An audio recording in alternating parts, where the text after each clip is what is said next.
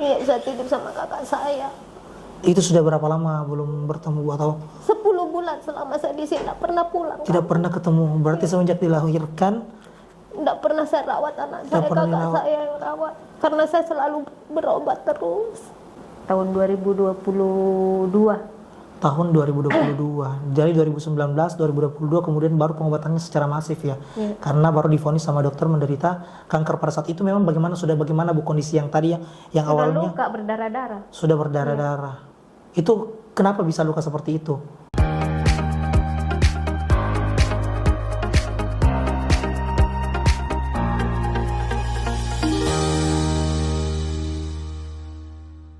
Halo sobat-sobat YKKI, selamat datang di Positif Podcast Sehat Inspiratif. Nah, kalau sebelum-sebelumnya kita sudah mendatangkan banyak orang, tetapi kan positif tidak rasanya ketika kita tidak mendengarkan sebuah kisah inspiratif dari kenapa kemudian Yayasan Kesehatan Kanker ini berdiri, yaitu nah di sini kita sudah kedatangan salah seorang penyintas kanker yang alhamdulillah telah menyelesaikan seluruh rangkaian proses pengobatannya melawan kanker. Nah, mungkin teman-teman dari kemarin-kemarin ini positif selalu yang berbicara adalah orang-orang pejabat-pejabatnya, ke orang-orang ketua-ketuanya, ke kepala-kepala cabangnya, ataupun kemarin kita sempat berbincang dengan duta wisata. Tapi hari ini khusus untuk teman-teman kita datangkan sosok inspiratif yang telah berhasil menyelesaikan seluruh rangkaian pengobatan kankernya. Nah, di sini sudah bersama kita ada Ibu Siti Komaria. Bagaimana kabarnya, Bu? Alhamdulillah sehat. Alhamdulillah sudah sehat. Nah, pasti teman-teman di rumah semua pada kepo nih, kira-kira Ibu Siti Komaria ini itu kemarin mengidap kanker apa sih? Kemudian bagaimana sih perjalanannya melawan kankernya? Dan alhamdulillah tidak mudah untuk sampai di titik ini melawan kanker. Di titik dimana alhamdulillah hari ini setelah podcast ini tepatnya Ibu Siti Komaria akan kembali ke kampungnya dengan alhamdulillah sehat wal afiat. Dan kita doakan supaya selalu sehat wal afiat sampai kapanpun. Nah, mungkin teman-teman di rumah sudah kepo nih. Nah, mungkin bisa diceritakan sedikit, Bu. Ibu Siti Komaria ini awalnya mengidap kanker apa? Kemudian sudah berapa lama mengidap kanker itu? Awalnya mengidap kanker payudara. Kanker payudara. Di tahun berapa tuh, Bu? Tahun 2019 2020. 2019 2020 awal. Itu emang tanda-tandanya pada saat itu apa, Bu? Sampai kemudian saya harus ke dokter nih memeriksakan ada apa gitu di payudara saya. Iya, itu hari waktu saya awal corona kan, saya pergi ke rumah sakit di daerah. Pas puasa 2 hari. Pas puasa 2 hari, Saya pergi ke rumah sakit untuk memeriksakan payudara saya karena ada benjolan. ada benjolan, berarti awalnya benjolan. Benjolan kecil masih seperti begini kayak sebesar telur telur ayam puyuh. kampung. Ya, telur puyuh. telur Oh, puyuh telur ya. puyuh. Begitu pas saya diperiksa itu hari kan tinggal mau di USG. Iya. Cuma dokternya katanya dia bilang nanti setelah lebaran atau setelah ndak ada corona begitu katanya datang lagi ke sini. Iya. Terus saya tanya sama perawat bagaimana kalau saya ndak cepat ditangani, takutnya ada apa-apa. Iya, Saya bilang betul begitu kan. Langsung dia bilangnya itu perawat, dia bilang tidak apa-apa itu, Bu, benjolannya tidak itu tidak bahaya. Makanya saya menyepelekan habis itu, saya ndak datang lagi. Tapi memang pada saat itu memang benjolan yang sebesar itu memang ada rasa sakit Tidak. dan segalanya. Cuman benjolan aja. Iya, cuma benjolan, belum terasa. Nanti setelah tidak jadi di USG itu tadi, saya kan akhirnya kembali ke rutinitas saya setiap hari kan. Ya, itu setelah itu karena saya kan pekerjaan saya pedagang sayur keliling. Ya, pedagang sayur keliling. Makanya itu selalu kan berkuat-kuat Iya, betul. begitu kan. Mendorong gerobak. Sebenarnya enggak boleh kalau ada benjolan. Ada benjolan. Tambah cepat membesar dia. Di situ awalnya mulai pas tahun 2020 2021 itu mulai sudah nyut begitu ya. Di situ saya mulai takut lagi, saya rasa jadi saya bilang saya periksa lagi. Saya bilang pas saya periksa BPJS saya pas bermasalah, Bermasalah. ndak aktif. Nggak aktif. Karena ada pemilihan kepala daerah itu hari ndak dinonaktifkan semua BPJS pemerintah. Jadi akhirnya itu tertunda Iya, lagi tertunda saya. pengobatan. Iya, akhirnya nanti sudah mulai luka itu baru saya dirujuk ke sini. Oh, berarti memang sampai Iya. pada ada luka. Iya, Nah, ini sebenarnya teman-teman yang di rumah bahwa deteksi dini itu merupakan hal yang sangat penting. Jadi kalau misalkan tadi kita dengarkan penjelasannya dari Ibu ya, berbicara terkait dengan deteksi dini sebenarnya bukan hanya berbicara tentang bagaimana kemudian kesadaran masyarakat. Kesadaran masyarakat ada, tapi tetap harus didukung oleh ya dari perawatnya, dari dokternya yang betul-betul harus mempertegas itu. Jadi ya bagi teman-teman semua yang ada di rumah, untuk informasi-informasi terkait dengan bagaimana kesehatan kanker payudara, deteksi dininya, jangan lupa follow akun Instagram dari Yayasan Kesehatan Kanker Indonesia, karena akun-akun kita itu adalah tujuannya adalah untuk memberikan edukasi kepada masyarakat dengan mengedepankan yang namanya deteksi dini seperti itu. Jadi kalau misalkan semoga tidak ada lagi cerita-cerita selanjutnya bahwa ada orang yang kemudian datang untuk memeriksakan tapi karena suatu keterbatasan ataupun kebijakan akhirnya terhambat. Nah, berarti itu di tahun 2020-2021 kemudian datang ke Makassar, atau pada saat di kampung itu sudah ada vonis dari dokter sudah ada vonis kalau kanker. kanker payudara. Baru waktu awal saya berobat itu saya sementara ada hamil juga. Hamil, berarti hamil dan pada saat itu juga divonis sama dokter mengidap kanker payudara. Iya, awalnya mau diaborsi tapi saya tidak mau kan. Saya bilang kalau bisa sampai ini anak bisa lahir normal. Maksudnya walaupun misalnya di sesar pun saya ikhlas, yang penting masih bisa hidup itu baby kan. Jadi saya bilang kalau dokter bilang yang di kampung katanya kalau begitu sekalian di Makassar saja, bilang begitu. Akhirnya saya dirujuk ke sini. Pas 1 bulan saya di sini, saya saya melahirkan di sini di Pinang di Wahidin, iya.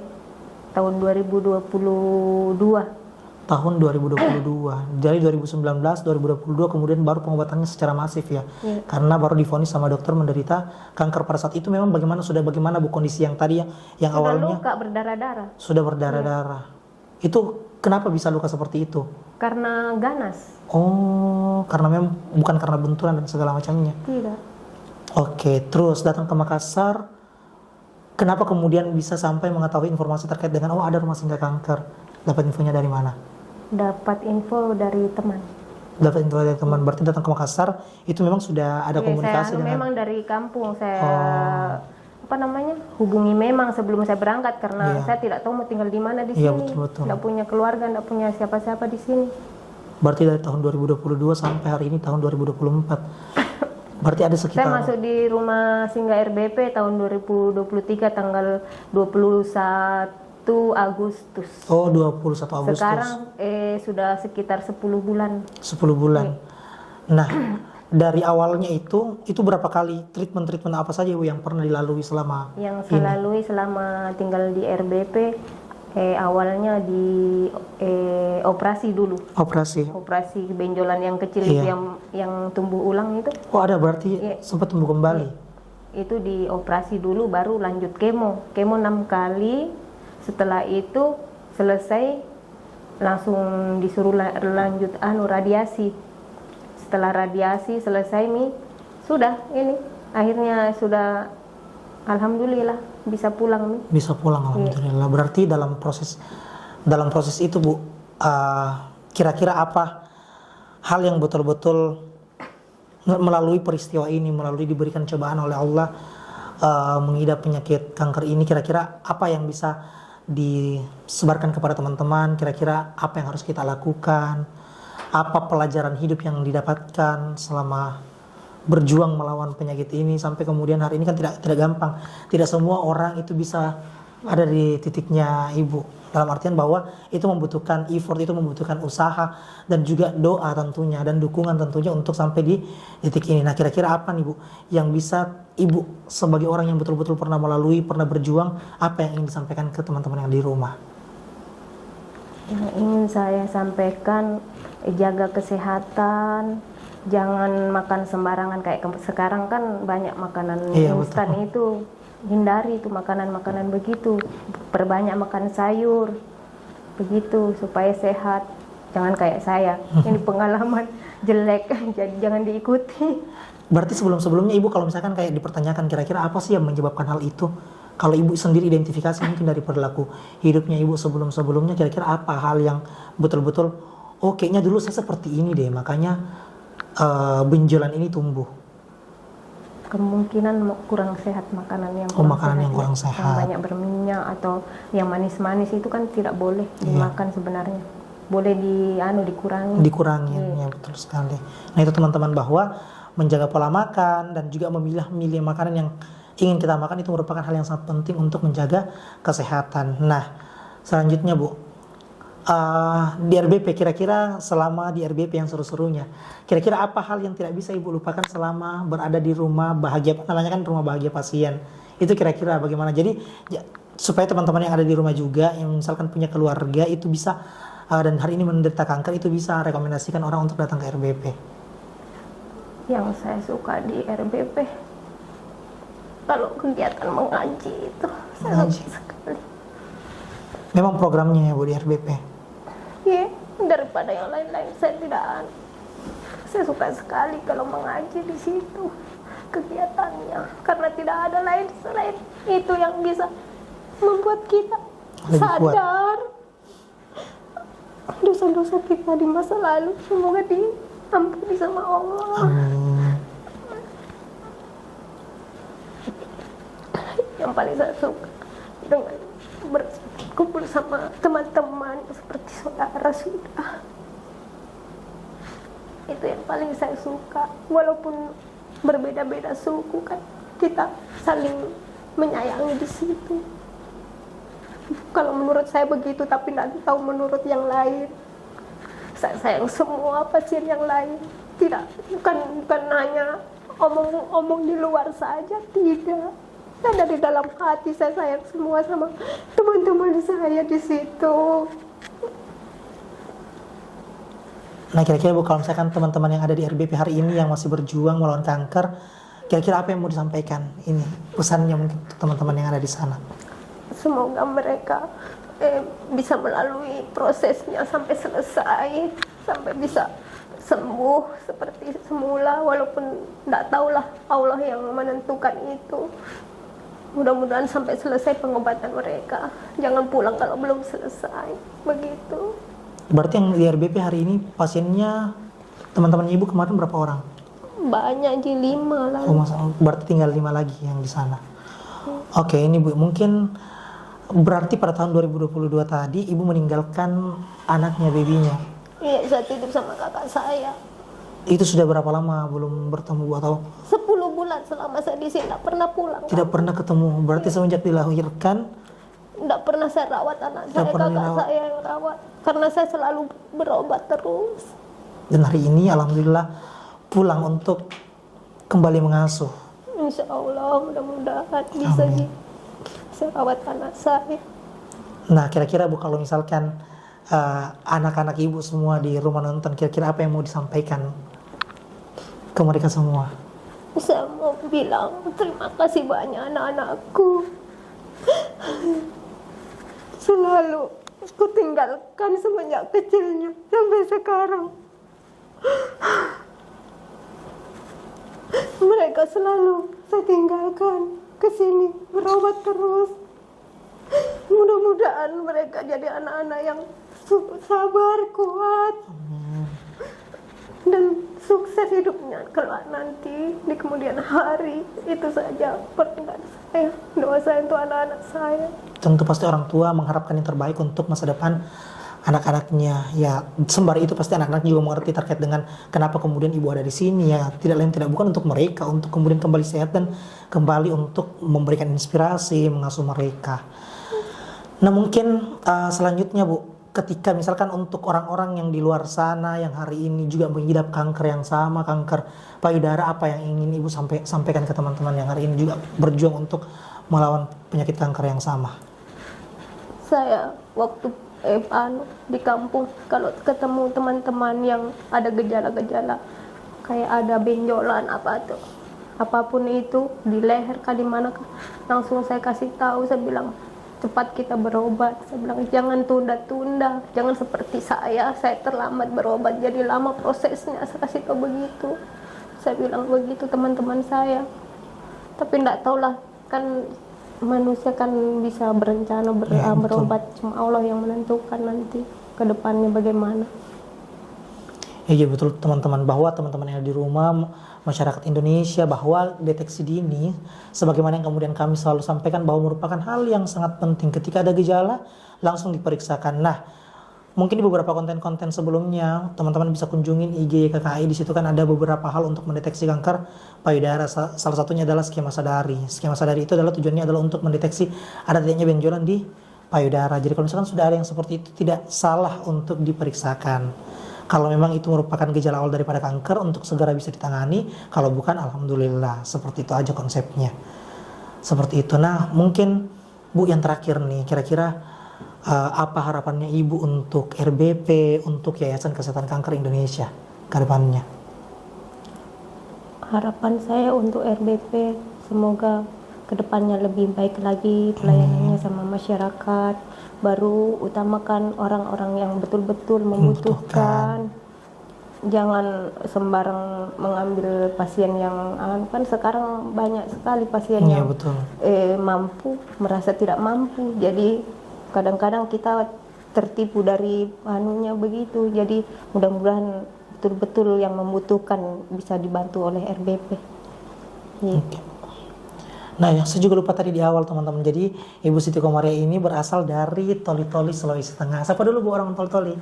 Halo orang Toli-Toli. Halo, assalamualaikum Toli-Toli. Di sana juga kan ada tim YKKI di Sulawesi Tengah. Nah, itu juga bisa teman-teman yang ada di Sulawesi Tengah. Ya mungkin kan Makassar itu merupakan pusat rujukan kanker. Punya kenalan yang memang kurang mampu dan diminta untuk ke Makassar untuk berobat kanker, boleh banget hubungi tim yang ada di Sulawesi Tengah, seperti itu. Jadi informasinya bisa lewat DMK ataupun ada konsultan yang datang ke tempatnya teman-teman untuk memberikan edukasi, bisa disampaikan lewat mereka. Nah, hari ini juga kami sampaikan ke masyarakat semua bahwa Yayasan Kesehatan Kanker Indonesia itu sementara menggalang donasi untuk mendirikan asrama kanker gratis pertama di Indonesia. Jadi kan alhamdulillah hari ini RBP itu sudah sangat bagus, dalam artian bahwa semua fasilitas yang diberikan itu diberikan secara cuma-cuma, dalam artian gratis. Nah, hari ini karena melihat kondisi bahwa ternyata RBP saja ini tidak cukup untuk menampung orang-orang yang betul-betul membutuhkan, makanya hari ini kita membutuhkan yang namanya asrama yang tentu kapasitasnya lebih besar dan juga lebih baik. Makanya kita harus bekerja sama, tidak hanya orang-orang yang hari ini punya keluarga kanker, yang menderita kanker yang kemudian memberikan donasi, tidak, tetapi masyarakat secara umum berdasarkan dari kesadarannya, ayo sama-sama kita bergotong royong untuk memberikan donasi terbaik kita untuk membangun asrama kanker gratis pertama di Indonesia yang akan didirikan di Makassar. Tapi semua itu tidak akan pernah terwujud ketika kita tidak bekerja sama teman-teman.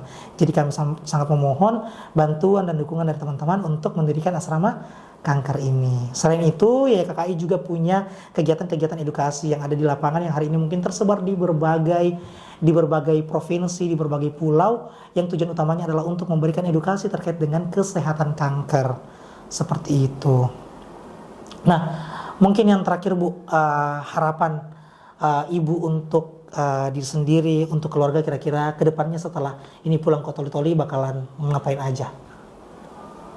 Harapannya ya kepingin kumpul sama anak-anak lah. Ya, kumpul bersama anak-anak. Selain itu inginnya berkegiatan positif aja. Inginnya berkegiatan positif aja, dan tentu saja tetap menjaga kesehatan. Jadi jangan angkat yang berat-berat. Harus tahu bagaimana, oh ini batasan diri saya. Seperti itu. Nah, mungkin itu saja obrolan singkat kita pada sore hari ini, tapi betul-betul berarti. Nah, untuk teman-teman yang juga punya masalah yang sama atau punya keluarga yang menderita kanker tapi tidak punya banyak budget untuk kemudian datang ke Makassar dan melakukan pengobatan, langsung saja DM di Instagramnya kita atau hubungi teman-teman yang ada di lapangan di Yayasan Kesehatan Kanker Indonesia. Mungkin itu saja dari kami untuk sore hari ini, dan kami tutup dengan ucapan wassalamualaikum warahmatullahi wabarakatuh. Dadah.